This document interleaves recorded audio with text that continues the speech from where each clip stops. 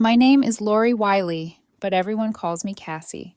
I'm 34 years old, and until last Tuesday, my life was painfully ordinary. I lived in a modest one-bedroom apartment on the edge of Portland, worked 60-hour weeks as an accountant at a marketing firm, and woke up every morning at 6 to the smell of burnt coffee and the sound of bills whispering from the counter. Ordinary, exhausting, and in a way safe. Then everything changed with 6 little numbers. I still remember the tremor in my hands when I held the ticket under the kitchen light. 3, 16, 12, 21, 9, 30. My birthday, my parents' birthdays, Martha's birthday, Charlotte's birthday, all stitched together into a constellation that against all logic matched perfectly with the lottery drawing. $47 million. I read it once, twice, 3 times, convinced my eyes were betraying me. No way, I whispered, my voice bouncing off the cracked tiles of my kitchen. I rewound the live drawing on TV, and each number bloomed across the screen like a cruel joke. By the 6th, my palms were slick and my throat dry. I dropped the remote. It clattered against the floor louder than a gunshot. For hours, I couldn't move. I sat on the couch, knees pulled tight against my chest, staring at the slip of paper that now separated me from every version of my life I'd ever known. 47 million. After taxes, maybe 28. Still more than I could spend in a lifetime. The irony was bitter. Earlier that same day, I had celebrated my birthday alone with takeout and a cheap bottle of wine, clipping a 10% laundry detergent coupon as if it mattered. And now the universe had dropped more wealth into my lap than my entire family combined would see in 3 generations. But instead of joy, a darker thought seeped in, curling like smoke. I couldn't tell anyone. Not my parents, not Lisa, not Jason, not even Charlotte. Because money in my family had never just been money. It had always been a weapon, a bargaining chip, or a leash. When Jason begged me for $5,000 for rehab 3 years ago, I drained my savings only to find out later he never went. When Lisa wanted a picture-perfect wedding, I maxed out my credit card to help with costs, still waiting for repayment 5 years later.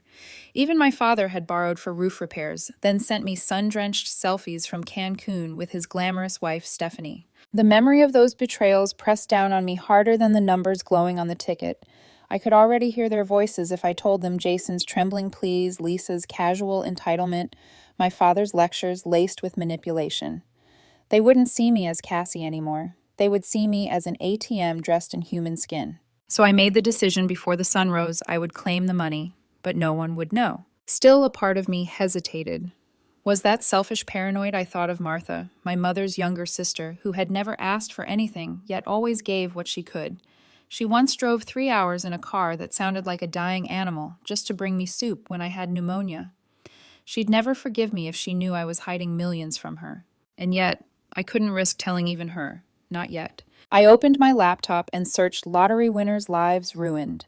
The stories were endless. Families torn apart. Friendships, broken winners. Bankrupt within years. One headline seared into my brain. The quickest path to losing everything you love is winning the lottery.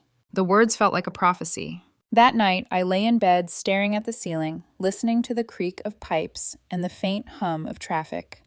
A single sheet of paper sat in my nightstand drawer, capable of turning every bond I had ever known into a test of loyalty I wasn't sure anyone could pass. And then a flicker of memory. I was 14 again, standing in the hallway as my parents' divorce exploded in the living room. My mother crying, my father shouting about money, who paid what, who sacrificed more. I remembered thinking back then that money wasn't just green paper in my family. It was the scale we were all weighed on, and no one ever came out balanced. Now I had more of it than they could ever dream, and I wasn't about to let that scale tip me into ruin. I shut my eyes, the glow of the alarm clock burning red against the darkness. Tomorrow, I would make my first call to a lawyer, not my family. Because if money revealed the truth about people, I needed to be ready to face whatever truths came crawling out of the shadows. And deep down, I already suspected most of them wouldn't be pretty. The morning after the numbers aligned, I walked into the high-rise office of Philip Montgomery, clutching my purse as if the winning ticket inside might burst into flames if I loosened my grip. The reception area smelled faintly of leather and polished wood, like money had a scent, and this was it. Miss Wiley. A woman with a headset called, smiling politely. Mr. Montgomery, we'll see you now. Philip was in his 50s, salt and pepper hair glasses that looked more expensive than my monthly rent. When he extended his hand, I noticed the cufflinks silver, understated but deliberate. Everything about him radiated quiet control. "What can I help you with today?" he asked, voice calm, measured. I slid the ticket across his mahogany desk. His eyes flicked down, widened almost imperceptibly, then returned to their practiced neutrality. "I see," he said softly. "Well, you've come to the right place." For 2 hours, he walked me through blind trust investment vehicles and legal loopholes designed to keep winners anonymous. He didn't flinch when I admitted I wanted absolute secrecy. Not even my family could know. "The biggest mistake," he said, steepling his fingers, "is telling too many people too quickly. Once the secret is out, you cannot put it back in the box." I nodded, heart hammering. "I don't want this money to ruin me." He gave a faint smile. "Then you are already ahead of most clients." When I left his office, I carried a folder of documents and the weight of an entirely new identity. To the world, I was still Cassie, the overworked accountant who drove a 10-year-old Corolla and clipped coupons for toilet paper. In reality, I had more money than anyone in my bloodline. And yet, when I pulled into my apartment's cracked parking lot that evening, nothing looked different. The same flickering street lamp buzzed above my head. My upstairs neighbor still shouted at her boyfriend through thin walls. The Corolla still groaned when I turned the key. It was surreal, like I had slipped into a parallel universe where my life appeared unchanged, but pulsed with a secret no one could see. I tried to go through my routine, reheated leftovers, scrolling through emails, a sitcom playing faintly in the background. But every sound felt amplified. The hum of my refrigerator was deafening. The silence of my phone, no calls, no texts, felt like a test. And inside, a storm brewed. Part of me wanted to leap up, quit my job, book a one-way ticket to anywhere, to breathe air that didn't taste of deadlines and disappointment, to walk into a car dealership and say that one without asking about financing. But another part of me, the accountant, the dutiful daughter who had spent her life bending to everyone else's needs, kept whispering, "Don't change too fast. They'll notice. They'll ask questions." So the next morning, I dragged myself to work as if nothing had changed. Arnold, my boss, once again presented my financial strategy to a client as if it were his own. Derek left early, dumping his unfinished work on my desk. No one looked at me differently. No one suspected that the woman silently fixing spreadsheets while nursing burnt coffee was now worth $28 million after taxes. It was maddening. At lunch, I sat in the break room, listening to coworkers complain about rising rent. I forced myself to nod sympathetically, all while knowing I could buy the entire building 3 times over. My throat burned with the effort of silence.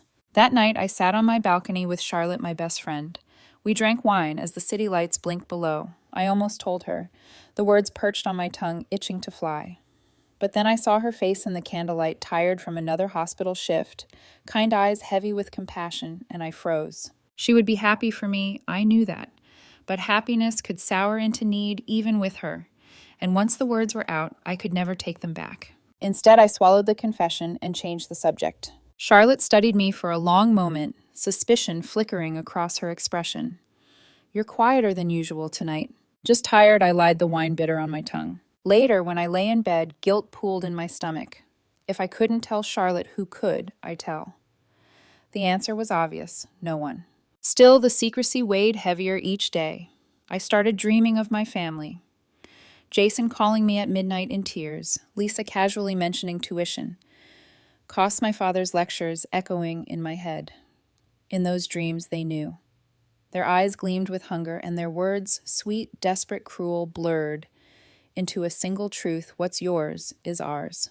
I would wake drenched in sweat, clutching the pillow as though it could anchor me to sanity. One morning, as I drove my Corolla to work, the radio played a news story about another lottery winner who'd gone bankrupt in 3 years. He had trusted family and friends with investments, all of which failed. By the end, he was worse off than before. The host chuckled, as if it were inevitable. I gripped the steering wheel until my knuckles whitened. Was this my future too? At a red light, I glanced at my reflection in the rearview mirror. My eyes looked different already, harder guarded. I barely recognized myself. The money had changed nothing, and yet it had changed everything. And deep down, I knew it was only a matter of time before the secret began to crack open. But if my family came sniffing around, I needed to know the truth first: who actually cared about me, and who only cared about what I could give them. The thought settled in my chest like a spark waiting for oxygen. Maybe there was a way to find out without revealing a single dollar. The longer I kept the secret, the heavier it became. Each day I went through the motions of my old life, punching in at work, eating lunch at my desk, driving home in my tired Corolla. But inside I was split in two. There was Cassie, the accountant, and Cassie, the millionaire ghost, haunting her own life. At night, I scrolled through article after article about lottery winners. They all blurred into a single cautionary tale. Wealth didn't save them. It destroyed them. Families ripped apart, friendships poisoned. I read about one man whose own brother sued him for emotional damages after being denied money. Another woman was found dead 2 years after her win, murdered by a relative who wanted her fortune. The words on the screen turned into whispers in my apartment. It will happen to you. You already know your family. You already know how this story ends. I closed my laptop with shaking hands, staring at the shadows stretching across my living room. That's when the spark from earlier, the dangerous little thought, grew into a flame. What if I didn't wait for them to reveal themselves? What if I tested them? I leaned back against the couch, the plan taking shape before I could talk myself out of it. I wouldn't mention the lottery. I would do the opposite, pretend to be broke, desperate, stripped of everything. See who would step up, who would offer a hand without knowing there was a treasure chest hidden behind me. The idea electrified me. Finally, I could know, without illusions, without excuses, who loved me for me, and who saw me as a resource. But a second thought crept in colder. Wasn't this manipulative a lie disguised as a test? The question gnawed at me until I picked up my phone and called Charlotte. She arrived that night with a bottle of red wine and a look that told me she already suspected something. I poured 2 glasses and told her everything. Not about the lottery, not yet, but about the plan. I'm going to tell my family I lost my job, I said, heart pounding, that the company shut down overnight. I'll say I need $5,000 to cover rent and medical bills until I find something new. Charlotte froze her glass halfway to her lips. You're joking. I shook my head. She set the wine down hard enough to slosh it over the rim. Cass, that's not you, lying just to see how people react. That's... She hesitated, searching for the word. That's cruel. Cruel. The laugh escaped sharper than I meant. Charlotte, do you remember Jason begging me for $5,000 for rehab? Do you remember me emptying my savings only to find out he never went? Do you remember Lisa's wedding, how I maxed my card for her dream dress, or my dad's roof, and then what? Cancun with Stephanie in a bikini on Facebook 2 weeks later. That's cruel. Charlotte's face softened, but she didn't back down. I know they've used you. I've seen it. But lying, making up a sob story that's not justice, that's just another game. Her words stung because they weren't wrong. Still, the fire inside me burned hotter. It's the only way I'll ever know the truth. If I just ask, they'll say what I want to hear. This way I'll see their actions. That's all that matters. Charlotte leaned back, folding her arms. And if the answer hurts, if they all turn their backs, then I'll finally stop pretending we're a family, I whispered. Silence stretched between us. The only sound was the faint hum of my fridge. Finally, Charlotte sighed. You've already made up your mind. I nodded. Fine, she said. But if you're going to do this, do it right. Your story has to be airtight. You're an accountant at a firm. How does it suddenly collapse? I grabbed a notebook and pen. Embezzlement. The CEO stole funds. The company's under investigation. That explains why we didn't get final paychecks. Charlotte watched me scribble her expression, a mix of disapproval and reluctant support. And when they ask about unemployment, I'll say it takes weeks to process.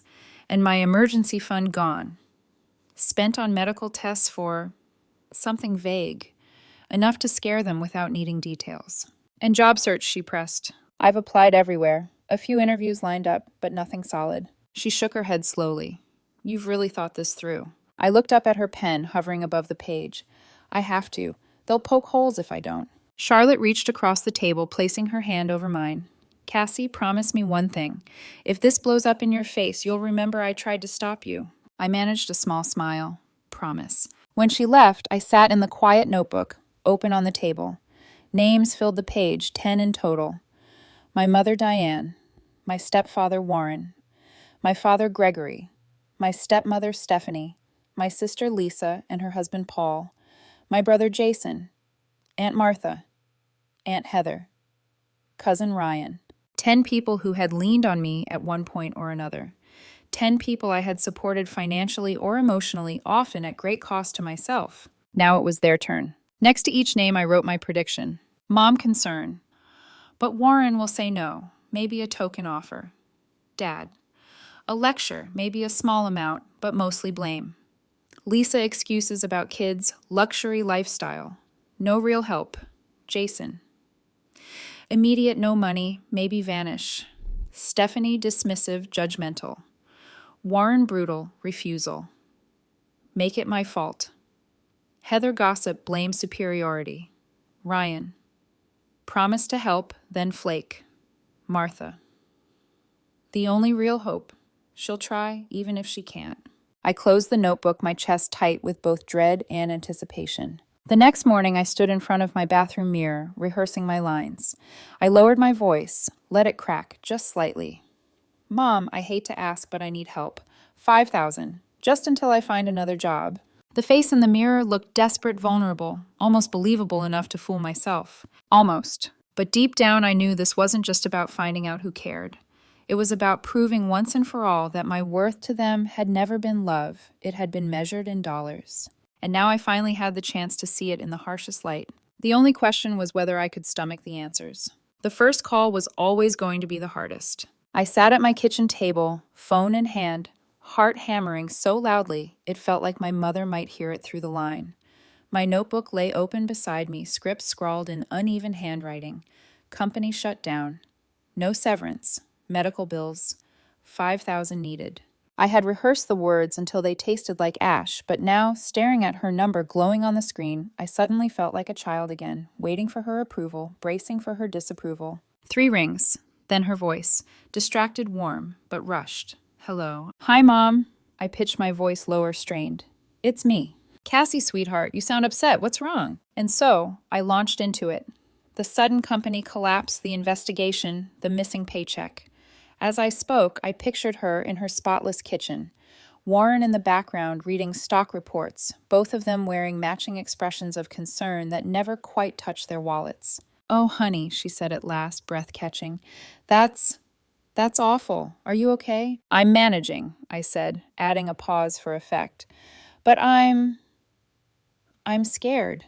Rent's due next week, and the medical bills, I let my voice trail off, letting silence carry the weight. She filled it immediately. Medical bills. What happened? Just tests, I murmured, vague on purpose. The doctor wanted to rule some things out. I heard her inhale sharply, the imagination doing exactly what I needed. Then, the moment of truth. I hate to ask you this, Mom, but I need help. About 5,000, just until I get back on my feet. I'll pay it back as soon as I can. The silence that followed was louder than her words. I heard her shift the phone, probably looking at Warren. When she spoke again, her tone was softer, almost guilty. Oh, Cassie, you know Warren and I just put the down payment on the lake house. We're pretty cash poor right now. I bit down hard on the inside of my cheek. A lake house, of course. I understand, I whispered. I was just hoping. Have you asked your father, or Lisa Paul does very well at the hospital? My chest tightened. Even in my fake desperation, she was passing the responsibility like a hot potato. I'd rather not, I said the truth, slipping through despite the performance. Well, she sighed, voice thinning. Let me talk to Warren and see what we can do. But I can't promise anything. You know how tight he is with money, especially when it comes to... She trailed off, but I didn't need her to finish. When it comes to you. Sure, Mom, I said quickly before my voice cracked for real. Just let me know. Rent's due next week. I will, honey. I'm so sorry. Maybe this is a sign, though, you know. A sign you should look into a more stable career. Something secure. The words hit harder than the refusal.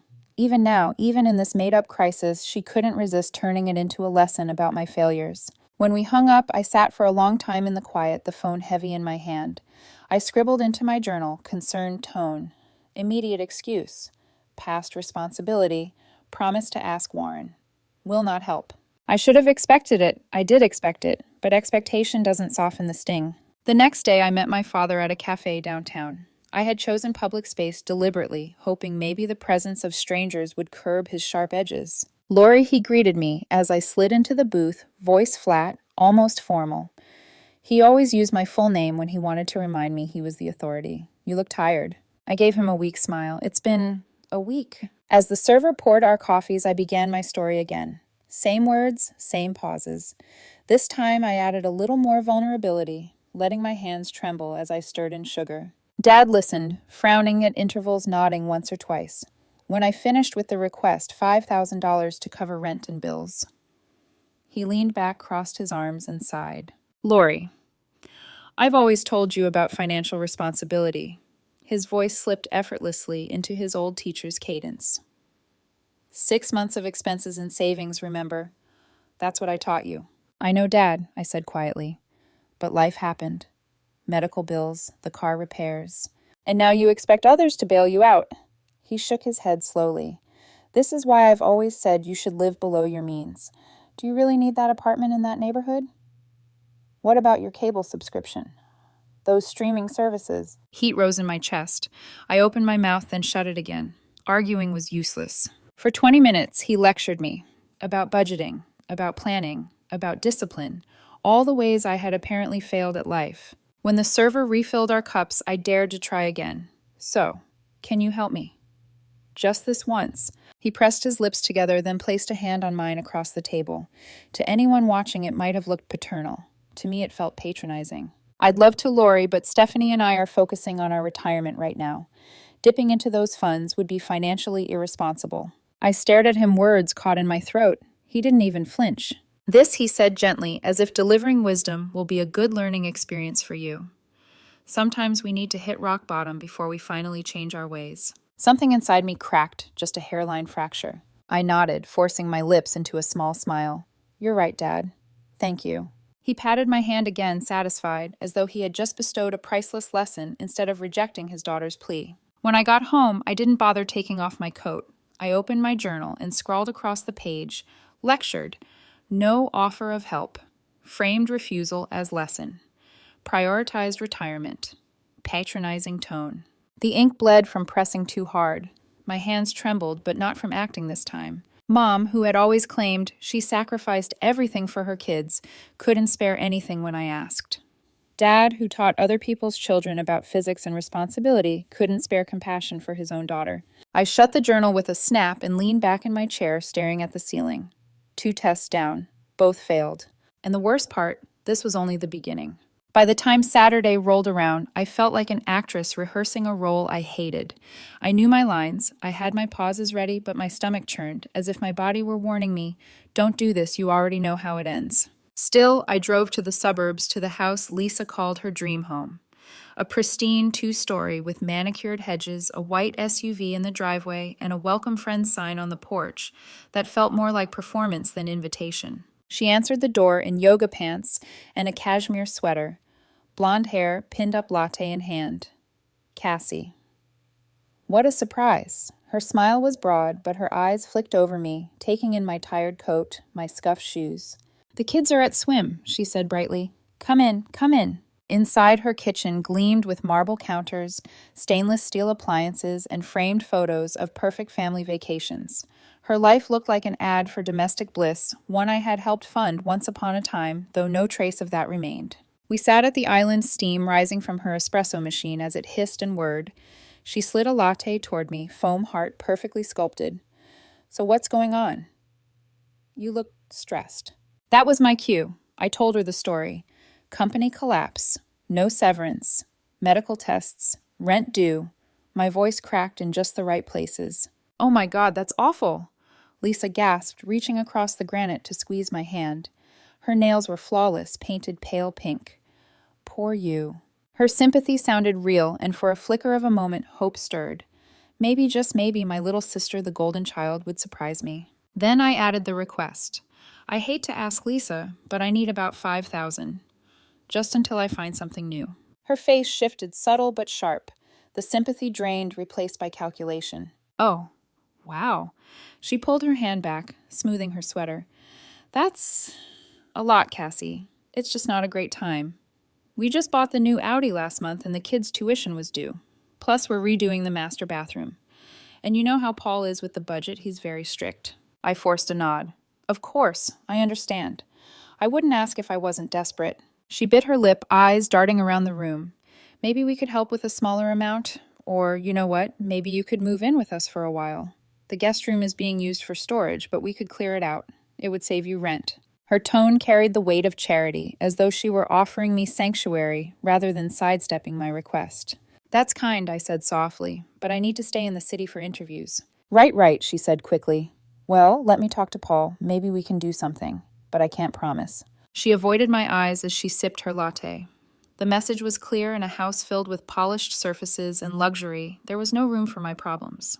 When I left, she hugged me at the door, all warmth and perfume. "It'll work out, Cass. You'll see." In the car, I sat with my hands on the steering wheel, staring at their flawless lawn. I remembered the $2,000 I'd charged to my credit card for her wedding, her dream venue, her dream dress. She had promised to pay me back after the honeymoon. 5 years later, not a cent. And now she couldn't even consider it. I wrote in my journal before I drove off, sympathy on the surface, excuses underneath, no real help, offered scraps of convenience, failed. Jason was easier, or maybe worse. I knew better than to call him. Calls went straight to voicemail more often than not, so I texted him, a long message. "Hey, Jay, I hate to ask, but I'm in trouble. The firm shut down, I didn't get paid, and rent's due. I need about $5,000 to get through the month. I'll pay you back as soon as I can. Please, I wouldn't ask if it weren't serious." For 15 minutes, I stared at the screen, my pulse thudding. Then 3 dots appeared. A response. "Damn, that sucks, sis. I'm really tight myself right now. I'll call you later." I stared until the words blurred. That was it. No offer, no suggestion, not even a fake apology. Just a shrug in text form. Later never came. I texted again the next morning. No answer. I tried calling straight to voicemail. By the 3rd day, I knew. Jason wasn't going to call. He wasn't going to help. He had taken thousands from me over the years, pleading for rent, for rehab, for new starts. Every time I had, bent, scraped, sacrificed. And now, when I asked just once, even for the sake of performance, he couldn't even offer the decency of a phone call. I didn't bother writing in the journal. The silence said enough. That night, I sat on my couch notebook, opened the pages, filling with names and failures. Mom excuses. Dad lectures. Lisa sympathy, laced with selfishness. Jason vanishing act. 4 down. 4 confirmations of what I had always suspected but never wanted to admit. My family's love was built on what I could provide, not who I was. Still, the test wasn't over. I had more calls to make, more truths to face. And though part of me dreaded it, another part, darker, sharper, wanted it finished. Wanted the final tally, the undeniable proof. Because only then could I stop pretending. I told myself I was numb by then. After my parents' evasions and my siblings' indifference, what more could anyone do to surprise me? But numbness is a lie we tell ourselves to survive. Every new call was another cut, and by the time I reached the extended family, my skin felt paper thin. Stephanie was first. I dialed her directly, partly because I knew she would answer, partly because I wanted to hear the sharpness in her voice instead of imagining it. She picked up on the second ring. "Lori," she said crisply, not even bothering with hello. I slipped into my script. By now it felt less like acting and more like self-harm. The story of the collapse, the unpaid wages, the desperate rent. There was silence for half a beat, then, "I'm sorry you're having a difficult time, but Warren and I are not in a position to help. Perhaps this is an opportunity for you to learn better financial management skills." The words hit like ice water. No pause, no hesitation. Just dismissal wrapped in condescension. I bit down on the urge to remind her of the cabin repairs I'd funded last year, the ones she had framed as family investment. Instead, I said, "Stephanie, I'm not asking for charity, just a loan. I'll pay it back." "That's not the point," she replied briskly. "This is about choices. You've chosen a career that clearly doesn't provide stability. Perhaps now is the time to rethink." And just like that, the conversation was over. She had diagnosed my life as a cautionary tale, hung up, and gone back to her real estate clients. I stared at my phone, jaw clenched. In my journal, I wrote cold, dismissive, no attempt at empathy, lesson disguised as rejection. Warren was next, though I already knew how it would go. He answered with his usual booming voice. "Cassie, what's going on?" I ran through the story again, the same careful cracks in my voice. When I asked for help, there was a long silence, then a chuckle that made my stomach twist. "You're not my daughter, Cassie," he said plainly. "I've supported your mother for years. Your problems are yours to handle. Perhaps if you'd chosen a more lucrative path, you wouldn't be in this mess." The words stripped me bare. There it was, the truth he'd never bothered to hide. To him, I was nothing. I ended the call quickly, throat burning, and scribbled in the journal, brutal. No hesitation. Confirmed outsider status. Cousin Ryan was almost worse, though, in a different way. When I texted him the story, he responded within minutes. Oh man, that's rough. Of course I'll help. Let's meet for lunch tomorrow. I'll bring a check. For the first time in days, hope flickered. Maybe, just maybe, someone besides Martha would prove me wrong. The next day, I sat at a diner, staring at the door, rehearsing my gratitude. 30 minutes passed, then an hour. My phone buzzed. Sorry, something came up. Rain check. I replied quickly. Sure, when? Silence. I followed up the next day. Nothing. After 3 more attempts, I gave up. Ryan's pattern was familiar grand promises followed by vanishing acts. He was his mother's son through and through. In my journal, offered hope, failed to deliver. Empty words. Evaporated. And then Heather. I should have braced harder, but nothing quite prepares you for her brand of poison. I called, and she answered with clipped cheer. Lori. To what do I owe this? I explained the collapse, the need, the fear in my voice carefully modulated. Well, she said after a pause, I always said that firm of yours was shaky. I told your father you should have taken that bank job after college, but no one listens to me. Her words landed like darts. She didn't ask how I was managing, didn't offer comfort. She launched into a story about distant cousins who had faced harder times without begging for handouts. I barely managed a thank you before ending the call. Later, Lisa texted me, Heather's been telling people you're asking the whole family for money. She says you're playing us against each other. I sat in the dark phone, glowing in my palm, bile rising in my throat. Gossip had always been Heather's weapon, but now she was sharpening it on my invented desperation. In my journal, mocked. Gossiped. Used story as entertainment. No attempt to help. Active harm. By the end of that week, the notebook was nearly full.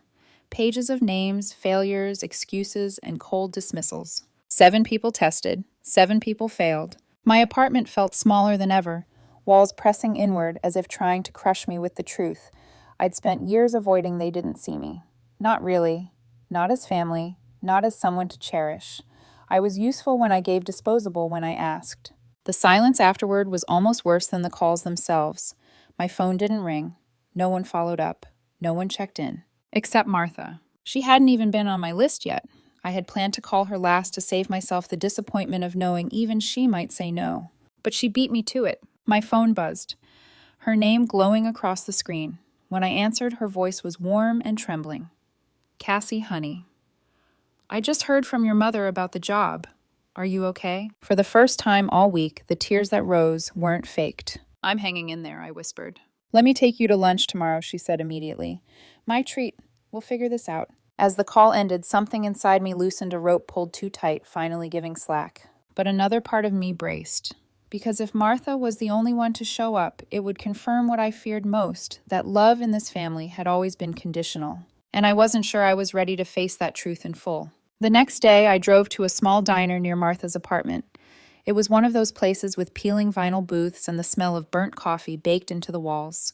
The kind of place where no one dressed to impress, where people came for comfort more than cuisine. Martha was already there when I walked in waving from a corner booth. Her silver-streaked hair was tied back in a ponytail cardigan, buttoned wrong. Smile, warm enough to cut through my exhaustion. Cassie, honey, she said as I slid into the seat beside her. She pulled me into a hug that smelled faintly of lavender detergent. I'm so sorry about the job.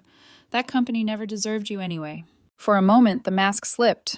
I wanted to bury my face in her shoulder to confess the whole twisted truth to say I didn't lose my job. I'm drowning in lies, not debt. But instead, I swallowed it. We ordered grilled cheese and tomato soup, the diner's special, and she asked questions that no one else had bothered to ask all week. What kind of interviews are you looking at? Do you want me to call my friend at the library? She knows some folks in the city. I gave vague answers, half-truths. The guilt sat like a stone in my chest. When our plates were cleared, Martha reached into her worn purse. Her hands shook slightly as she pulled out a plain white envelope and slid it across the table. What's this? I asked, though I already knew. $3,000, she said firmly. It's not the full amount, but it'll help with rent. I want you to take it.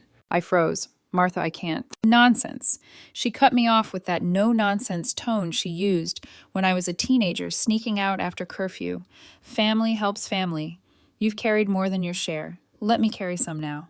Tears blurred my vision. Unlike every other conversation that week, there was no hesitation, no excuses, no shifting blame. Just love. Pure, unvarnished love. And then, as if that weren't enough, she added, "If it gets worse, my sofa pulls out into a bed. It's not fancy, but you'd have a roof and someone to make you tea when the world feels too heavy." I nodded, unable to speak. Later at home, curiosity got the better of me. I knew Martha lived paycheck to paycheck as a teacher. I researched quietly what $3,000 meant for her, and what I found made me ache. She had less than $4,000 in her savings account. Medical expenses from her diabetes had spiked recently. She'd been picking up extra tutoring sessions after school just to stay afloat. She had given me almost everything she had, without hesitation. Meanwhile, my mother had a new lake house. Lisa had a bathroom renovation. My father had his retirement accounts. And not one of them could spare a fraction of what Martha had just handed me. The contrast was unbearable. The next evening, I invited her over. My apartment looked even smaller with her in it, her cardigan draped over the arm of my faded couch. I poured her tea hands, trembling. "Martha," I said, sitting across from her, "I need to tell you something, and I need you to hear me out before you say anything." Her brows knit, but her eyes stayed soft. "All right, honey, what is it?" "I didn't lose my job." The words tumbled out like stones. "The firm is fine. I still work there. The story, it was a lie. I wanted to see who would help me if I needed it. I tested everyone." Her expression didn't harden the way I feared. She just sipped her tea quiet for a long moment. "I see," she said finally. "You're not angry," I blurted. She shook her head slowly. "Not angry. Sad, maybe. Sad that you felt you had to test people that way. But I understand. Our family hasn't always treated you kindly." I swallowed hard. "You were the only one who showed up. Everyone else excuses lecture silence. But you gave me almost everything you had, even when you couldn't afford it." Martha sighed, setting her cup down. "People show you who they are when giving becomes inconvenient. That's when you see the truth."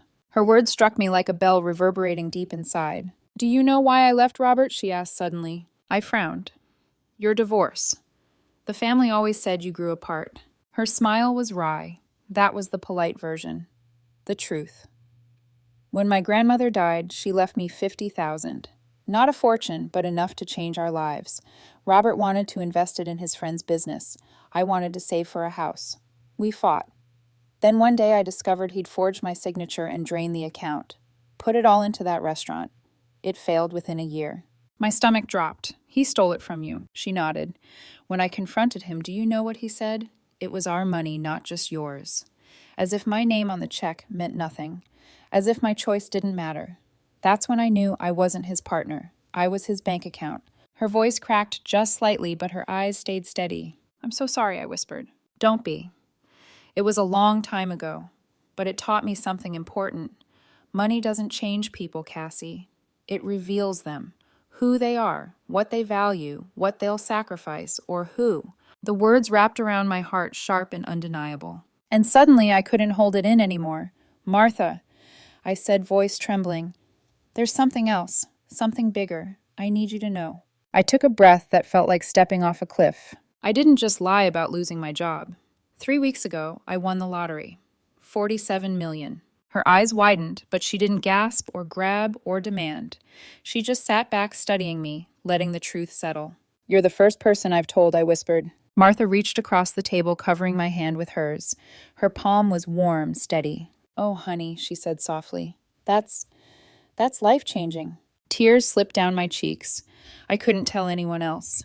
Not Mom, not Dad, not Lisa, not Jason, but you. I trust you. You gave me everything when you thought I had nothing. You're the only one who passed the test." She squeezed my hand. "I don't need your money, Cassie. I just need you safe, happy. That's enough for me." Her words cut deeper than any refusal I'd endured, because they were true. For the first time since those numbers aligned, I felt lighter. Not because of the money, but because I finally knew what family really meant. And it wasn't blood, it was Martha. The decision came to me in the middle of the night, staring at the ceiling fan blades, cutting shadows across my room. I couldn't keep pretending. I couldn't let their silence and excuses rot me from the inside. If they had failed my test, I had to tell them to their faces. So I sent a group message the next morning family meeting. "My place. Sunday. Important announcement." The replies trickled in with varying degrees of suspicion. "Is everything okay from Lisa?" "About time we all talked" from Heather. Nothing from Jason until an hour before the meeting. Running late, but I'll be there. When Sunday arrived, my apartment had never felt so small. Every inch of the living room seemed to bristle with judgment as they filed in my mother. With Warren's hand firm on her back, my father already frowning. Stephanie clicking her tongue at the chipped coffee table, Lisa whispering to Paul. Heather standing stiff with her arms folded. And then Martha arrived last, slipping in quietly and giving me a private, reassuring smile. I stood before them, heart pounding, but steady. For once I wasn't going to shrink. Thank you for coming, I began, voice firm.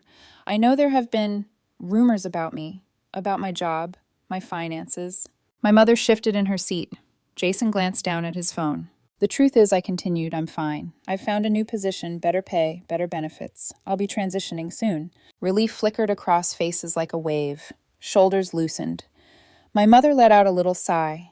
They had expected another plea for help, another weight to carry, or rather to dodge. Well, that's wonderful, Mom said brightly. We've all been so worried. But my father leaned forward, suspicion sharpening his tone. If that's the case, Lori, why ask everyone for money? Why put us in that position? I met his gaze, because I needed to know. When I thought I was in trouble, I reached out to family. That's what family is supposed to be for, right? To help when it matters. Silence dropped like a curtain. Stephanie broke it with a sniff. It's not always possible to help even when you want to. We all have our own commitments. Of course, I said evenly. We all make choices about our priorities. My eyes flicked to Lisa. Some of us chose new cars, bathroom renovations, and private schools. Lisa's cheeks flushed pink. That's not fair, Cassie. We offered you a place to stay. A storage room, Lisa, I said quietly. You couldn't clear a space in your life for me, not really. Just enough to feel generous. Paul shifted uncomfortably beside her, but said nothing. Then I turned to Jason. And you. I bailed you out for rent, for rehab, for job after job. Thousands. And when I asked once, just once, you couldn't even pick up the phone. Jason's jaw worked, but no words came. I was broke, he muttered finally. You could have called, I shot back. That would have cost you nothing. He looked down, ears burning red. Heather gave a sharp laugh. Honestly, Lori, what did you expect? We've all had hard times. You can't just go around begging. Begging. My voice cracked like a whip. The room went still. I wasn't begging, Heather. I was asking the people I've sacrificed for the people I've carried when they needed it. And all I got was excuses, lectures, or silence. Except Martha. All eyes turned to her.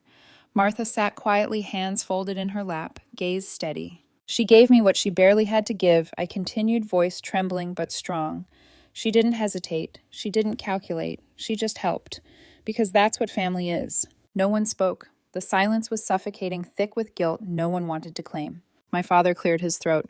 Lori, you're being unfair. We've all supported you in our own ways. No, I cut in the words sharp enough to make him blink. You've all supported yourselves.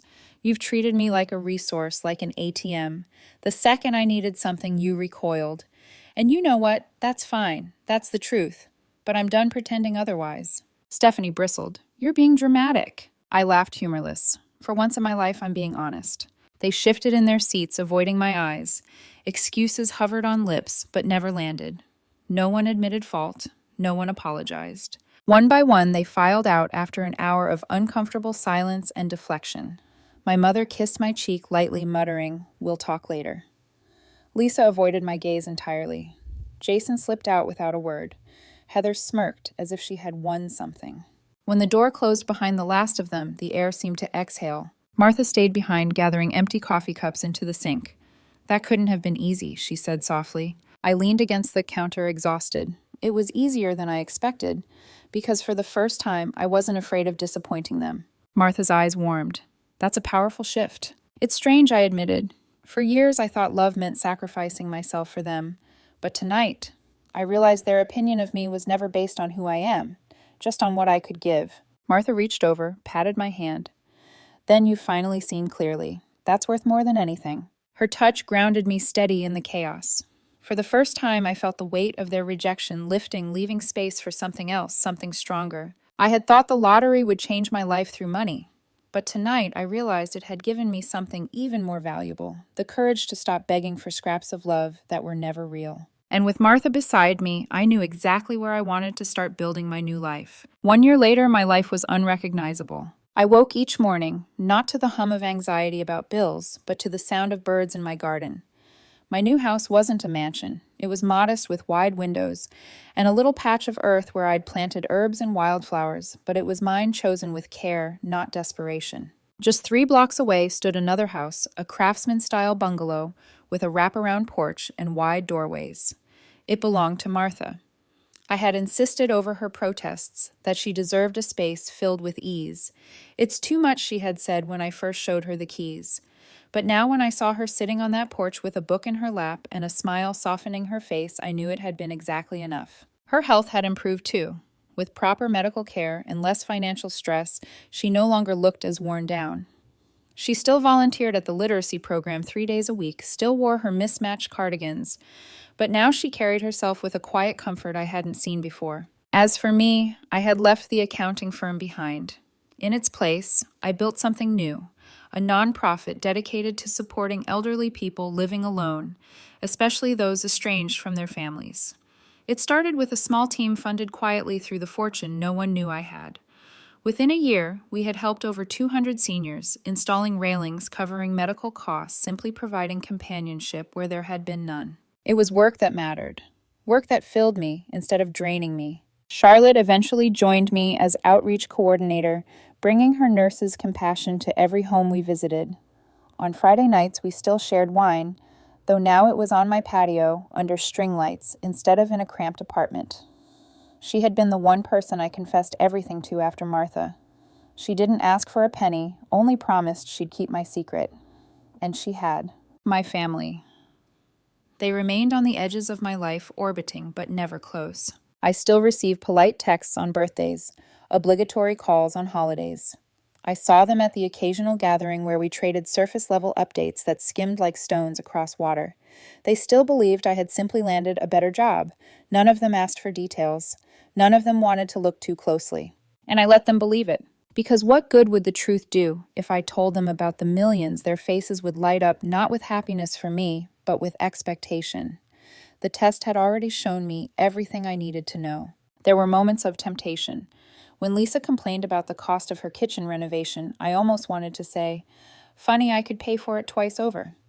When Jason called spinning another idea for a business venture, I wanted to laugh and say I could fund it, but I never will. Instead, I said no, calmly, firmly, without guilt. Sometimes, though, I helped from the shadows. When my father had a minor heart attack and faced bills his insurance didn't fully cover, an anonymous donation arrived at the hospital. When Ryan finally checked himself into rehab, a mysterious benefactor paid his treatment. They never knew it was me, and that was how I preferred it. Because real generosity, I learned, didn't require recognition. One evening, Martha and I sat on her porch, the sky painted in streaks of pink and gold. She sipped tea while I leaned back, the air warm and still. "You know what amazes me most," she said softly. "How different things could have been if you'd announced your win right away." I nodded. They'd have surrounded me. Suddenly, I'd be the most beloved daughter, sister, cousin. I'd never know what was real. And instead, she said, "You saw the truth." Painful, yes, but freeing. Her words sank deep. She was right. The test hadn't just revealed them, it had revealed me. Before I had defined myself by what I could give. I had thought love was something earned through sacrifice, that my worth existed only in how much I could shoulder for others. That's why I had let myself be drained over and over again. But the silence in my darkest moment, their refusals, their excuses, had forced me to see it clearly. Love that kept a ledger wasn't love at all. Martha had taught me that. She had given nearly everything she had, expecting nothing back. And when she learned about the millions, she asked for nothing still. Her love was steady, boundary-respecting, real. The money hadn't changed my family. It had only revealed who they had been all along. And in that revelation, I had found freedom. Sometimes I still take out the old notebook, the one filled with their responses, their excuses, their silences. The ink has bled in places where my pen pressed too hard. Looking at it now, it doesn't sting the way it once did. Instead, it reminds me of the lesson I nearly missed. The people who deserve a place in your life are not the ones who come running when you have everything to give. They are the ones who show up when you have nothing left. That's what Martha did. That's what Charlotte did. And because of them, I stopped measuring myself by the love I couldn't earn and started building a life shaped by the love I already had. A life that for the first time felt truly mine. As the sun dipped below the horizon that evening, I turned to Martha and smiled. "You did good, kiddo," she said, squeezing my hand. "Not just with the money, with the choices, with the courage to see clearly. I had a good teacher, I replied. And in that moment, with the world awash in gold, I realized something simple yet profound. The greatest fortune I had ever received wasn't $47 million. It was clarity. The clarity to stop begging for scraps. The clarity to draw boundaries without guilt. The clarity to know who was truly family. That was my real jackpot.